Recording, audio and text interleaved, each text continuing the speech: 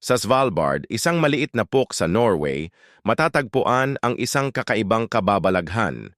Dito, sa loob ng Arctic Circle, may tinatawag na polar night, mga buwan ng dilim mula Oktubre hanggang Pebrero. Sa mga panahong ito, hindi sumisikat ang araw at ang buong lugar ay nababalot ng katahimikan at kadiliman. Pero kahit ganito, may mga northern lights na nagbibigay ng liwanag sa gabi, isang kamangha-manghang tanawin.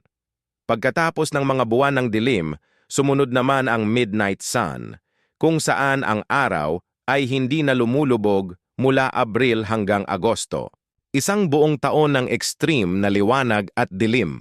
Ang bilang ng populasyon dito ay 2,500 tao lang ang nakatira dito, ngunit marami ang dumadayo para maranasan ang kakaibang buhay sa dulo ng mundo.